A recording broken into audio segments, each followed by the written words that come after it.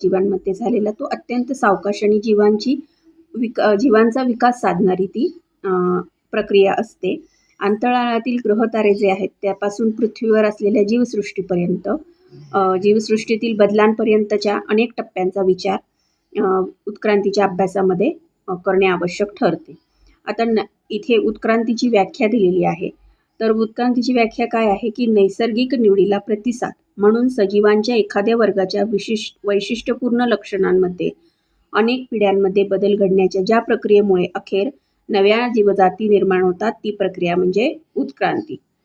म्हणजे थोडक्यात जे आपण आधी बघितले की अत्यंत सावकाश आणि जीवांचा विकास साधणारी ही प्रक्रिया असते, तीच इथे त्यांनी ह्या वाक्यामध्ये उत्क्रांतीची व्याख्या दिलेली आहे.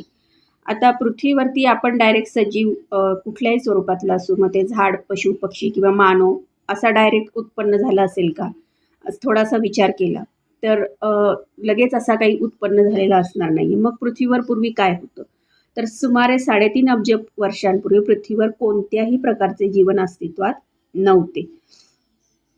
त्यामुळे सुरुवातीला असा आपण जेव्हा शोध केला त्या सगळ्या गोष्टींचे जेव्हा शोध घेतला तेव्हा साधी मूल्यद्रव्ये असावीत आणि त्यांच्यापासून सेंद्रिय व असेंद्रिय प्रकारची साध्याच प्रकारची संयुग तयार झालेली असतील आणि त्यापासून मग हळूहळू गुंतागुंतीची सेंद्रिय संयुगे जसं